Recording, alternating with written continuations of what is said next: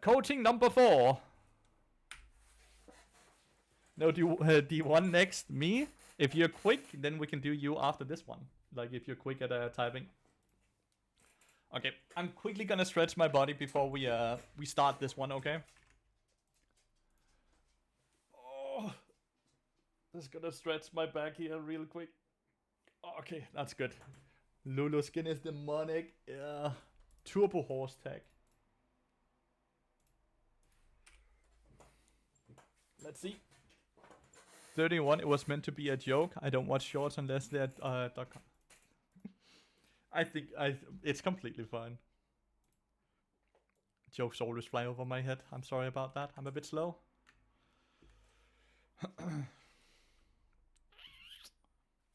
Goes up toward this. You're playing into double range, so you should go sweeper when you're playing Rell. If you play into range melee, you should go ward. If you're playing into double range and you're playing melee yourself, you should go sweeper. Because the most important thing for you is to control the brush. Especially in this game, because they have range, double range, and they have range advantage in the sense that they have more range than Kai'Sa. The sweeper here allows you to have more control over the lane and makes it easier for you to play laning phase because both you and Kai'Sa can duck in and out of the brushes to eliminate minion control, minion focus, right?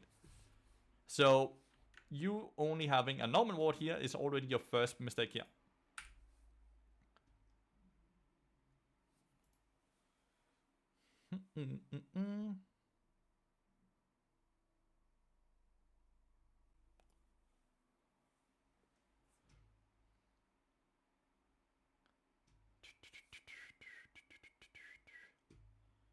This is a given. You're gonna get pushed in. This is completely normal.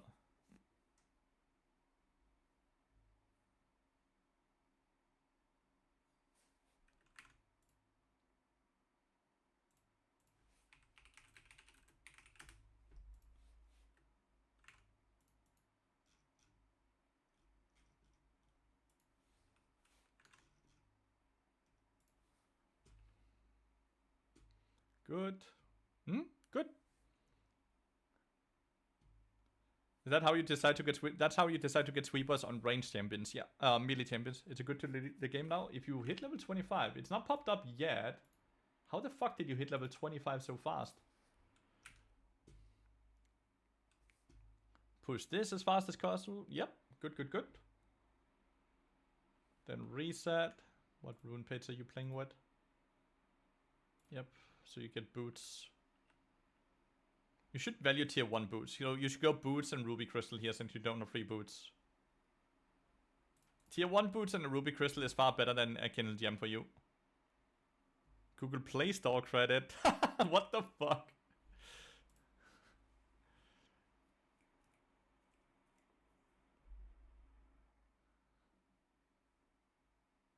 I would wait to delete it until you see the pop-up as well.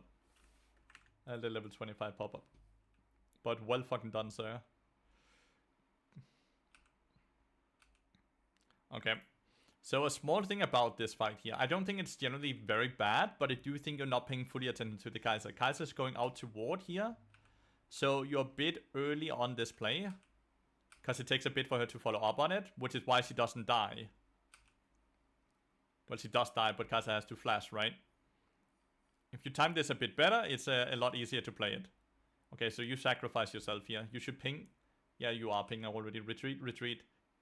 Run away, Kai'Sa! Rell is dead. Kai'Sa should just have run away. Dying both of you here is generally bad. It's better for you to just die alone. Well done, Les. Well, when you press tab to bring up the thing, what do you prioritize looking for? I look at experience, level and items, right? If they are higher level or have item spike, I generally don't want to fight. She didn't really run away. No, the Kai'Sa didn't run away at all. But like, it's not on you, right? You did everything you needed to do. You jump in, you take the aggro, so Kai'Sa has space. Again, I'm not, any of this is your fault. You played it how you should. The only thing was the engaged when she went out to ward, right? Again, here you're not buying boots. Boots should be very valued from you, at least the tier 1 boots. Whenever you play melee champions, movement speed is the most important stat on you.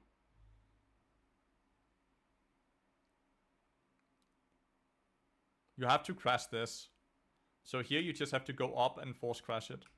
Instead of like standing behind it, because they never have to really click up until this starts pushing away from them.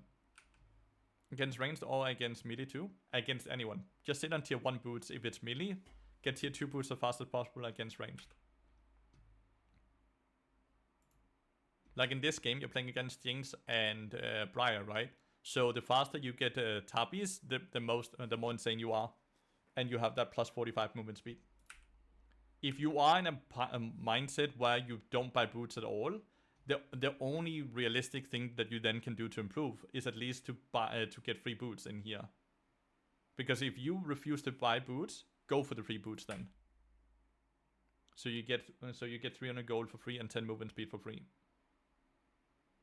But I really think just buy tier 1 boots ASAP is the most important. And then tier 2 boots. Like, I think the free boots is a horrible decision compared to just buying boots when you're playing Rell.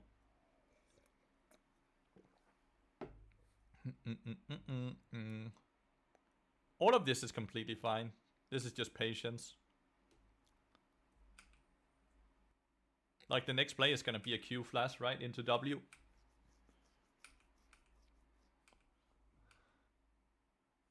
Like, W, going like you did here while it's W into Q is rarely ever good, because it's too easy for them to disengage that. You have to Q flash into ult. But you have to go for Lulu once he has ult. The minute Lulu hits level 6, you can only engage on Lulu. You can never engage on Jinx. Because her ult is gonna fully counter you. If you're an Enchanter or Mage is not as reliant on movement speed at all, because they are not as reliant on gap closing.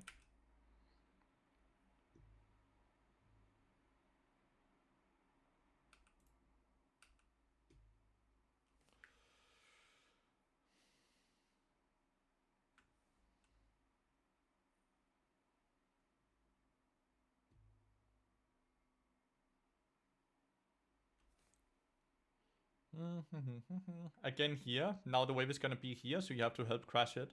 Leaving on this state is bad, right? Because Jinx is in a position where she's in a 2v1. You do legitimately no damage to this dragon, so you shouldn't be on it. If you want to do anything, you have to crash wave, and then you and Kai'Sa can go on dragon together. Great engage though. Really great 3-man engage. That was mega park. Mega park.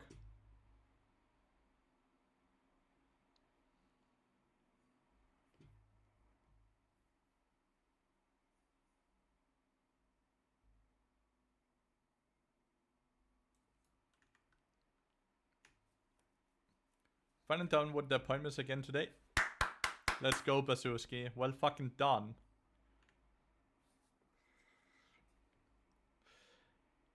It's greedy trying to go for the Void Drop fight when you just took a dragon fight where you all used your ults.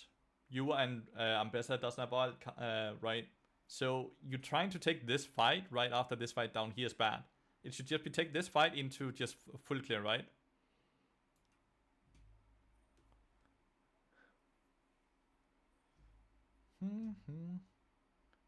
He's Emerald, Basuski.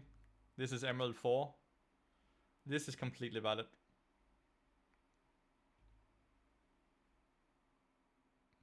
Yeah, but like, the reason he can fly you is because you and Ambessa doesn't have ult, right? When Ambessa doesn't have ult, you don't have ult, you don't look for team fights. It's basically that simple, right? Kinda really didn't have to ult there. I guess he just wanted the assist.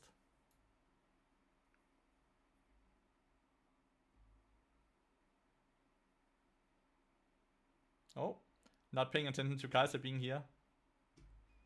So this is a bit not... This is map awareness issue that we need to fix, right? Because you run away here without realizing Kai'Sa's here. If you don't run away, you force a minimum... like you at minimum get the Briar kill, right?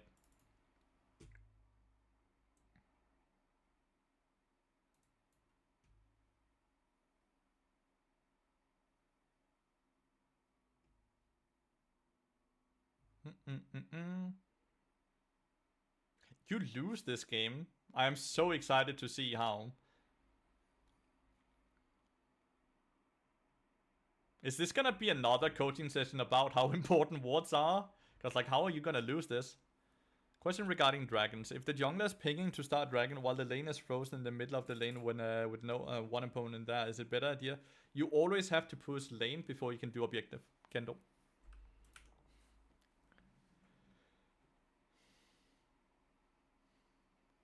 We lose this pretty bad. Yeah, but like that seems so insane from this point onwards, right? With a 4k gold lead. This early into the game. It seems insane that you lose it. You're hardcore winning bot lane, but you're roaming. Okay, this is why. So right here, this is where.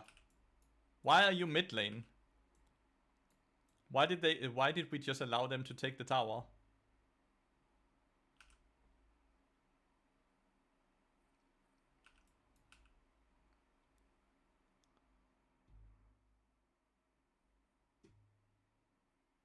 Why did we allow them to take the tower?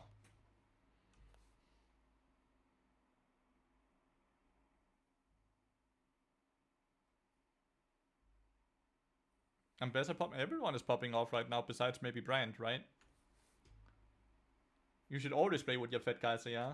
You should also look to get a Knight's Vow as soon as possible.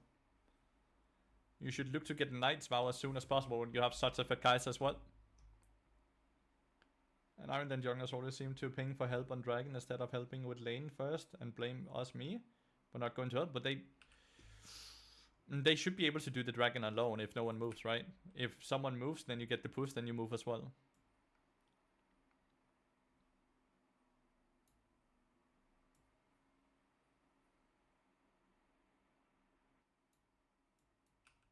Control ward is correct, by the way. This put it in here. This is why we put the control ward.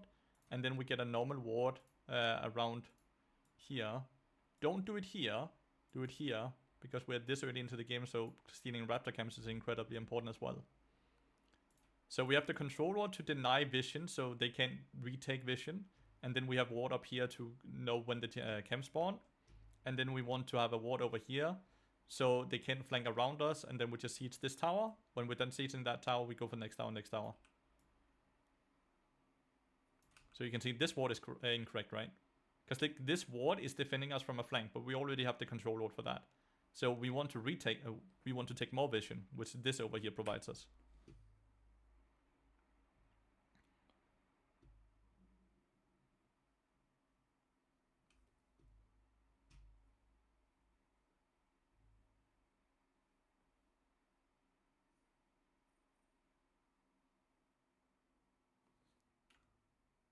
We still have 3 wards. Next ward should be placed up here. In the Fey light here. And then we look to force we can look to force this tower.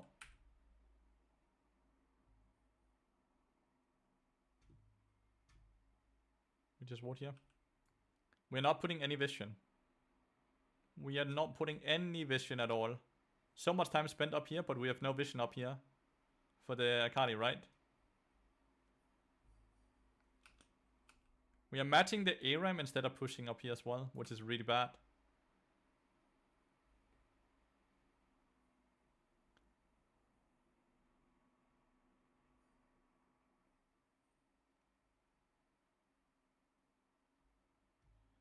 Resulting in a very silly ARAM.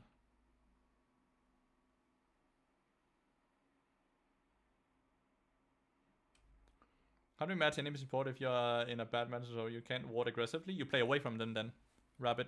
You cross map, which means you allow them to take one side and you take the other side. Instead of trying to match them, play away from them. Too many people always feel like when you see someone go to one place, you have to go to that place as well.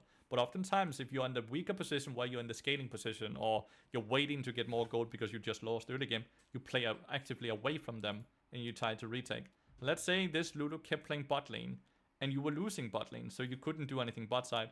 You keep playing mid lane or top lane and you try to do the same to this opponent as they're doing to your ally down here. The right play was dive on top lane with Akali. It was. Then you take the tower and you can even pressure with a Herald on the tier 2 as well if needed be. Since we just took tier 2. Took Herald. We're back to mid lane. With 3 people mid lane constantly. But it's also super hard for Brain to play bot side, right? There's no tower and there's no vision. So Brian should obviously be bot side right now. But how does he go bot side with the wave is here and he has no vision? So he can't, right? How does Akali go up here and take this tower when there's no vision here? He can't. How do we push this up when there's no vision here? Well, we can't. This ward is bad because it doesn't see everything, right? When we place a ward here, this area of the brush is not warded. So when they hug the wall, they don't get seen by this ward. So this is just generally a very bad ward. Because it makes you think that you have this brush warded, but the brush is not warded.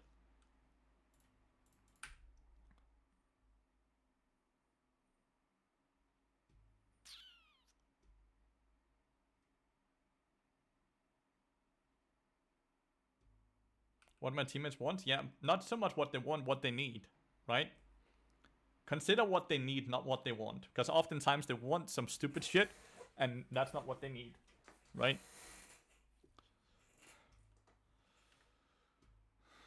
You bought Thornmail into the team comp, which is not great, right? Like, that Thornmail should be a Knight's Vow.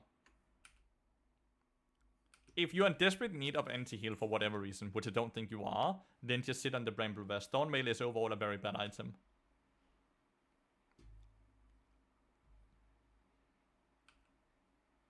We're losing every team fight, and yet we are continuously forcing team fight instead of playing sides. But we also just have no fucking vision.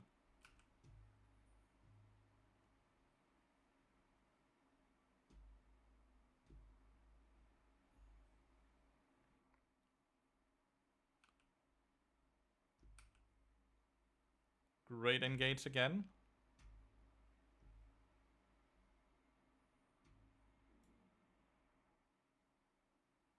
Baron play is definitely risky, but if you kill Briar here, you can. Oh yeah, 100%. Ping away from this, ping away from this, ping the Baron. No chasing allowed. No chasing allowed.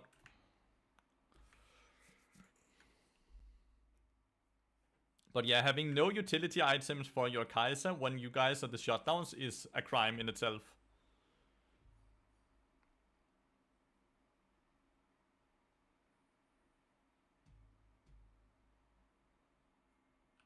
Why are you not helping? Why are you not jumping in, creating space? Something that I often do, and that is following stupid calls, I spam ping. So, this depends on the role you play, right? But if you play support, even if you know a play is terrible, ping the play away. If they still commit to the play, you have to commit to the play as well. Because you're not rewarded for doing the right thing alone as support. You're not gonna go out and just farm waves and get super strong, right? Because you're the support. So it's better for you to do the wrong thing together and try to make the best out of it, instead of seeing, well, I pinged you guys, you shouldn't have done that, and then sit and be mad in the corner, right? If you're an AD carry, mid lane, top lane, and you know that's a bad play, and you don't commit to it, and you instead go for resources, that's completely fine. But as support, always have to commit to a bad play and just make the best out of it. The only thing you need to do before is try to communicate that it's a bad play to try to discourage that the play even happens, right?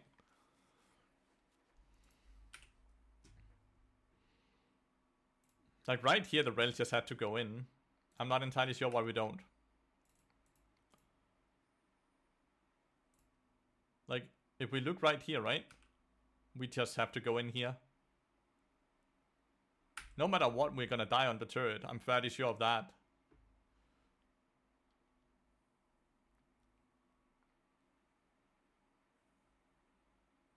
Yep, we still die. Better to take the fight with the Kai'Sa. Better to take the fight with the Kai'Sa. But yeah, the itemization here is just... Oh, you are getting Nightmare now, that's awesome. This is just... Ugh. Like, look how little it's done. Thorn damage 356. Enemy healing reduced 220. Enemy regen reduced 20. Wow! Like, that's... That shit, the entire gold lead you have is just wasted on this item doing nothing.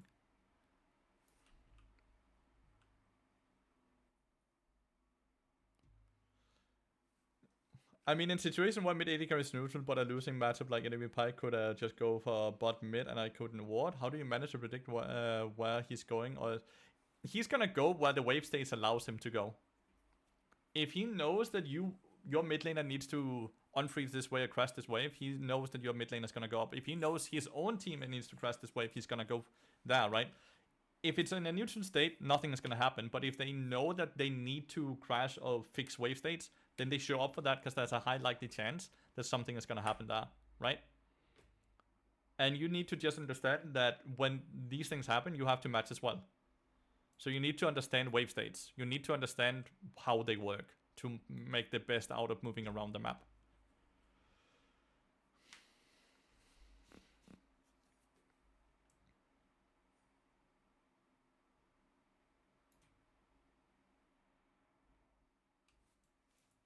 What is going on here? My main issue is still, like, you have no wards out. Where are your wards? You have a ward here. No, that's Brands. Oh, you have a ward behind you. Cool. So, you have a ward behind you. Where's the other ward? And then you have a ward down here as well, behind you. So, you're in a winning position where you want to push forward, but you're warding behind you, so you can never push forward, right? Do you have a guide to wave states on your Patreon? I do not know. I'm sorry, Brandmark, I don't. The Patreon is filled with a million coaching sessions, but there's not like a wave state guide because it's too convoluted to make a guide about, because it depends on so many different factors that are different in every single game that you can't just make a guide and then say this is the blueprint and then you just copy that, because it doesn't exist. Is Champion Mastery and as important in the support role? No, because I feel like most supports are easy to play. They are. Macro is support is a macro role, not a micro role at all. The biggest thing that the Rell player here, just like basically TLDR all these sessions, man, a lot of the time it's a bit of itemization mistakes, right? I actually think this dude has been playing amazing, and we can see that on the KP as well. 28 out of 33. That's bloody fucking brilliant. That's insane, right? Like, that's absurdly good. But if we then look at the wards, how is his teams ever supposed to be pushing forward and taking more and more area when we keep warding behind us? We always need to ward either next to us or in front of us if we want to take area. Warding behind us never does that. So you can see this again here, right? This is behind us.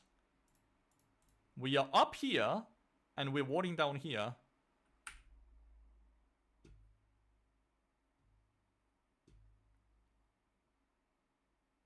Australian? No, I'm Danish. I'm Danish. That's very far away from Australia, mate.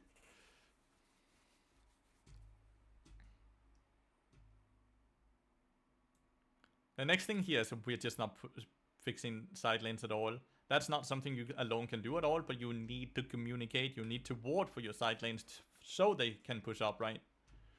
But you have a tendency of just going from base towards mid lane every time.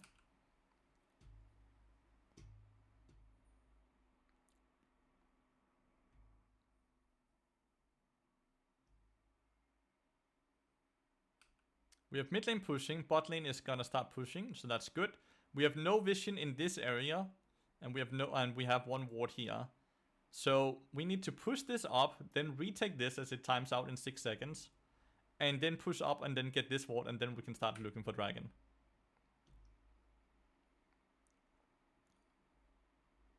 If we skip any of those steps, this happens.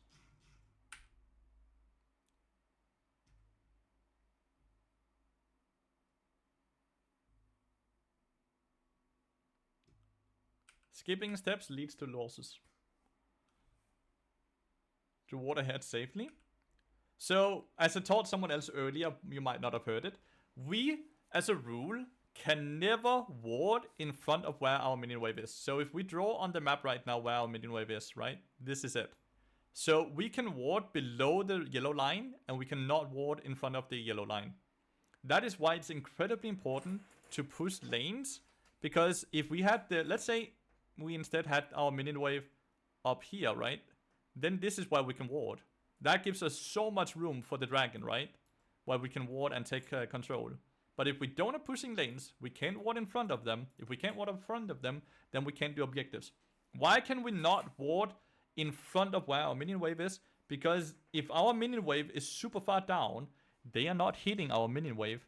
So they are standing around brushes, around vision that we're going over, and we end up facing into opponents, which guarantees a loss.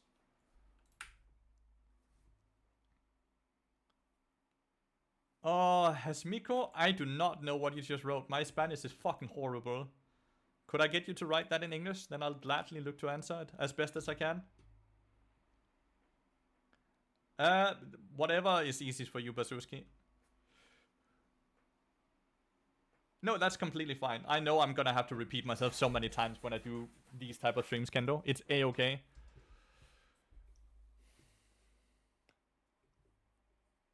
I think you're doing amazing, Brandmark. And remember, I'm uploading all of these coaching sessions one by one as well, so you can always rewatch them on YouTube.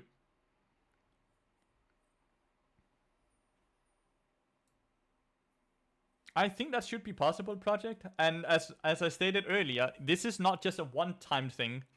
Since I have nothing to do until Wednesday next week, I'm gonna do free coaching today, tomorrow, on Saturday, on Sunday, on Monday, and on Tuesday. So I'm sure every single one of you will have plenty of time to do coaching.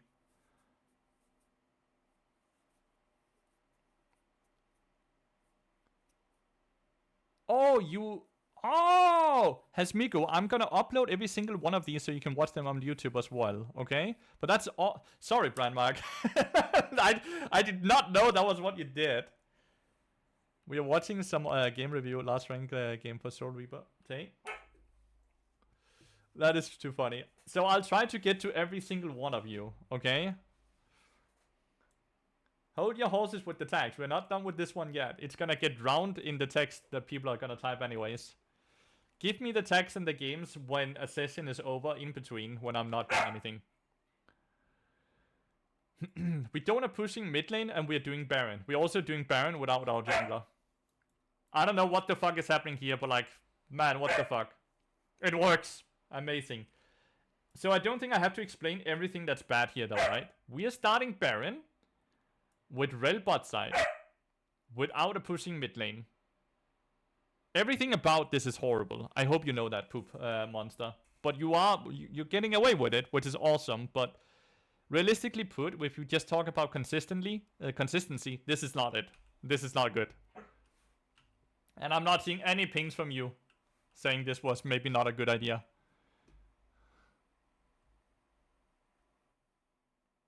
Kaiser's even the one who got the Baron, by the way, not either of the junglers. To see a review of me, but I'm too embarrassed at Iron 4 bronze level. Oh, no reason to be embarrassed.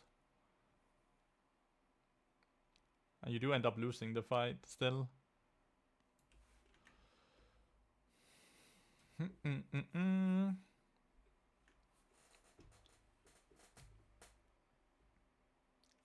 It's never embarrassing to learn. If anything, it's embarrassing being so nervous about asking for help that you refuse to get help. Right? That's more embarrassing. Because we are all here to just help each other, no?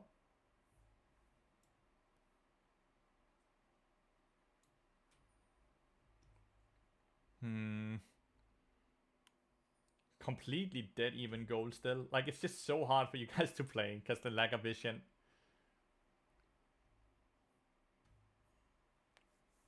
But like, again, right? We are not pushing mid lane. We are not pushing bot lane. Well, we are pushing bot. We're not pushing mid. So we need to push mid lane. And then we need to retake through here, right? Like, this is where we go. Then we place a control ward in here. We get into river. Then we place a ward over the wall here. Then we go further. We place a ward here. If they're here, then a fight starts in this area while we then have vision around. If they're not in there, then we push up here, and then we get a ward in this area as well, and then we move our controller from here over to the dragon pit, right? That's the way we are supposed to engaging into this. Instead, we might be pushing up here. When this wave then gets pushed up, we all force our waves through this narrow space, where we then get Zoe bubbled, Jinx mind, one shot, and then Jinx just fucks us all. Can I review again from the Brazil server? I don't know if I have an account there, Igao. Uh-oh. That's exactly what ended up happening. We force our way through the very narrow passage and we just get run down. Do you understand why this is bad, Poop Monster? And why you ended up losing this? Better to have a review on a game where you feel you had a good game and asking what you did wrong, or a game like you can learn anything from every game, but a game where you feel lost is probably the best.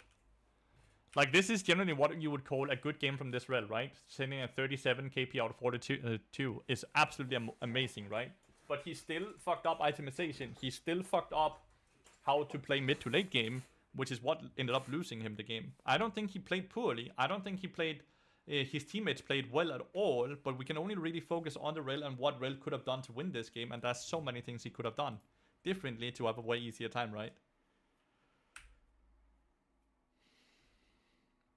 And they will all be simple things, but like, there's no negatives in learning the simple things, right? And then it's over.